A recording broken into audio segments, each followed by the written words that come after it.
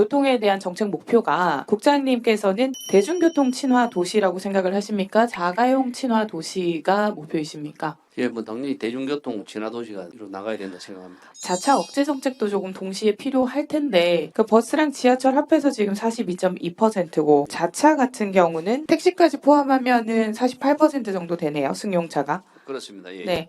추이를 보면 대중교통은 계속해서 감소나 정체 추세고 자가용은 올라가는 추세인데 목표 자체가 대중교통에 대한 친화성을 조금 더 강조를 하시고 그 부분에 대해서 자차 억제 정책도 좀 동시에 펼치시는 거를 말씀을 드리고 싶습니다. 대중교통을 이용하지 않는 이유에 대해서 교통국에서 부산 시민을 좀 대상으로 해서 전체적으로 용역을 좀 해보시는 건 어떻습니까? 예, 좋은 의견입니다. 올해도 설문조사가 있는 걸로 알고 있는데 버스를 타니까 QR코드가 붙어 있긴 하더라고요. 결국은 버스를 타는 사람들만 참여를 할 수가 있거든요. 실제로 이렇게 48% 정도가 승용차를 주로 이용을 하는 부분에 대해서는 조사가 안 되고 있는 겁니다. 그래서 이 부분에 대한 것이 들어가지 않으면 사실 근본적인 혁신 방안을 낼 수가 없다라고 본의원은 생각을 하고요. 내년 상반기나 혹은 하반기에 가능하다면 좀 같이 적용을 부탁드립니다. 요금에 대한 부분, 즉 캐시백이 결국 그렇다면 수송 분담률을 늘릴 수 있는 매력적인 요인인지에 대해서 그럼 설득이 되어야 되는데 그 부분에 대한 요금이 그렇게 우선적으로 되어 있지도 않은 상황에서 혹은 분석 자료가 없는 상황에서 이렇게 캐시백을 증가시키는 부분이 과연 이렇게 준비가 완벽하게 된 것인가 라는 부분을 묻지 않을 수가 없습니다. 일단 시작은 부산은행 동백점만 가능한 것 아닙니까? 그죠? 예, 그렇습니다. 그럼 거기에 대한 인원이 아마 최초의 정산을 해서 저희한테 추경을 요청을 하셨을 때 인구랑은 차이가 있을 것으로 보입니다. 맞습니까? 예, 뭐 그런 부분이 있는데 앞서 말씀드린 대로 지금 하나카드가 안 쓰고 있는 휴먼카드가 너무 많아가지고 효과는 좀 미미할 걸로 저희는 막 그런 영향은 그렇게 지금 판단하고 있습니다. 그래도 차이가 좀 있을 것으로 보이는데 예측하시는 수요 있습니까? 당장 8월인 적용이 조금 늦다고 하더라도 9월 정도부터는 얼마 정도 예산이 가용이 될 수 있을 것이라 생각하십니까? 첫 달은 저희가 계획한 만큼은 맞춰질 걸로 그렇게 예상하고 있습니다. 맞춰지면 가장 좋고요. 여기에서 혹시 불용액이 과다하게 나오게 된다면 내년도 사업에서 수정 가능합니까? 그 부분도 사실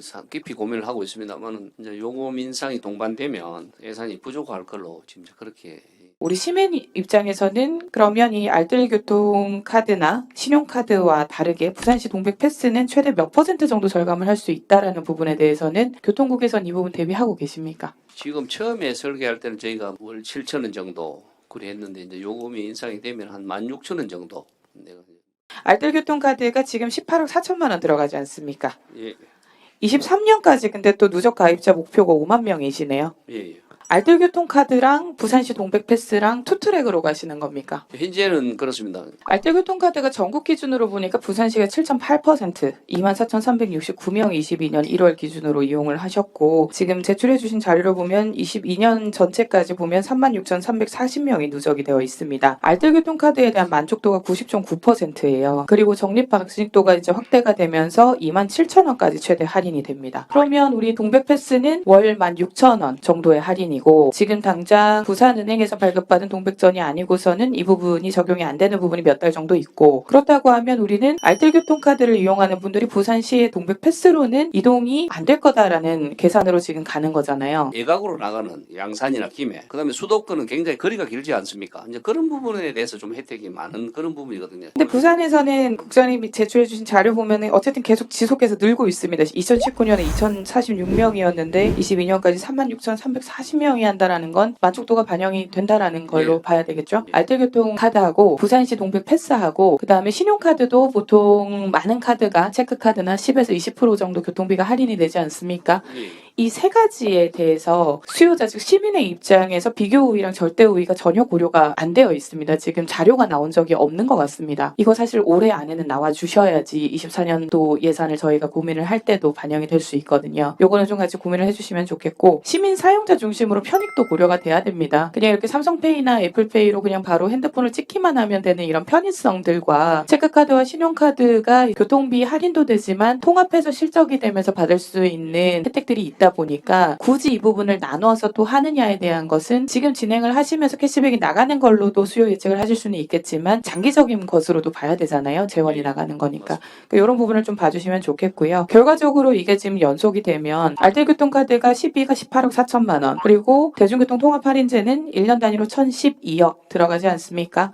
합하면 1,030억 규모고요. 고령자들 지금 면허 자진 반납 받고 계시지 않습니까? 사실 여기도 결국은 교통카드나 이렇게 조금 돈이 나가는 걸로 알고 있는데 이 돈이 49억 6,500만 원 정도 예산이 잡히네요. 그러면 총 합하면 1,079억 정도가 이 캐시백 돈으로 나가는 겁니다. 그러면 지금 요금을 올리시면 33% 올리셨을 때 1안이 1,500억 정도의 절감, 2안 3안이 1,600억, 1,700억인데 그러면 지금 이 캐시백 나가는 돈 1,079억을 요금 인상에 대한 부분에 빼기만 하더라도 사실 그렇게 돈이 400억 정도의 증가만이 남게 되는 겁니다. 재정이. 그럼 이 부분을 저희가 이 요금에 대한 인상과 캐시백이 지급이 되는 것이 수송 분담률도 그렇고 전체적인 대중교통 혁신 안에서도 그렇고 아주 큰 효과가 있다라는 것을 보여주기에는 여러 가지 설득 논리가 좀 부족한 부분이 있습니다. 그래서 추경을 통해서 사업을 시작을 하시고 제안이 되긴 했습니다만 이제 시작은 됐으니까요.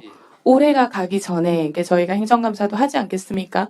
그때까지 이 자료가 전부 다 마련이 좀 될 필요가 있을 것 같습니다. 예. 이번에 용역 시작하지 않으셨습니까? 예, 예. 이 용역에 대한 목표 있으십니까? 마스를 통해서 그 시민들의 이용이 편리하고 결국 이제 부산을 찾는 뭐 다른 관광객들이나 이런 부분들도 편리하고 그 지속적으로 저희가 추구하는 어떤 그 수송 분담률을 높이는 대중교통 신화도시로 가는 그런 목적이 되겠습니다. 예. 큰 시스템은 결국은 필요하고 될 거라고 생각을 합니다. 내분 의원이 궁금한 건 이거는 부산시가 주도할 생각이십니까? 마스 시스템 만드는 거. 이제 마스를 할지 말지에 대한 문제가 아니라고 생각을 합니다. 결국 예. 시장은 갖춰지고 있고 민간에서도 어차피 이 부분이 계속 이루어지고 있습니다. 이제 다만 시가 어떠한 역할을 하는지가 좀 이번 용역에서 나와야 된다라고 생각을 하고요. 본 의원은 조심스럽게 시장에서 민간이 굉장히 이런 부분이 잘 된다라고 하면 시에서는 뭐 API나 ITS 등 이렇게 데이터를 좀 지원하는 역할이나 기초 단계 그리고 이외의 이제 정책 통합 단계에서 이제 시가 좀 연결이 되어야 된다라고 보는데 우리 부산은 이 교통 체계에 대한 부분부터 분석이 조금 모호하다고 보입니다. 지금 부산 같은 경우는 결국 지역 특성으로 보면 자가용 차량에 좀 의존을 하고 있고 교통 과제 같은 경우는 공공교통 편리성이 좀 정체가 돼 있는 부분하고 고령화가 좀 늘어나니까 운전면허 반납이나 자차가 없는 인원이 좀 늘어나고 있는 부분 아닙니까? 부산은 지금 이 마스에 대해서 어느 영역까지 보고 있습니까? 교통 수송 주체는. 지금 현재는 좀 공공의 영역하고 민간 영역까지 같이 포함해서 그렇게 할 뭐 그러면 이런 버스, 부분까지. 지하철, 예. 뭐 공공 자전거 여기에 예. 포함해서 PM 공유차, 뭐 택시, 마을버스, 도보 다 들어가는 거네요. 예. 자, 그럼 이 부분이 됐을 때 가장 문제가 되는 게 결국은 플랫폼을 운영하는 문제가 됩니다. 민간과 공공이 섞여 버리니까요. 예. 그리고 그 이후에는 이 마스라는 게 결국은 안에서 예약과 결제가 다 되는 거 아니겠습니까? 예. 그럼 할인도 아마 들어가게 될 거고 예. 동배 패스도 적용이 된다라고 한다면 정산 체계 문제가 발생을 합니다. 맞습니다. 이게 결제가 되고 난 다음에 그럼 버스랑 지하철 그리고 민간에 어떤 비율로 어떻게 정산을 하게 될지도 따져봐야 됩니다. 예, 뭐 의원님께서 지적하신 부분이 상당히 좀 제일 어려운 문제입니다. 사실은 그래야한데 저희가 지금 기존 뭐 교통카드를 운영하고 있는 마이비나 이런 뭐 티머니 이런 부분들하고도 저희가 밀도 있게 그 논의를 해가면서 대안을 한번 찾아보겠습니다. 예. 결국은 이게 핀테크 영역이거든요. 민간을 적극적으로 좀 유치하거나 지원을 할 수 있도록 규제 완화라든지 공공 데이터에 대한 활성화라든지 이런 부분을 조금 많이 보셔야 될 것 같습니다. 특히 PCDA처럼 정보보호 관리에 대한 부분도 좀 필요할 것 같고요.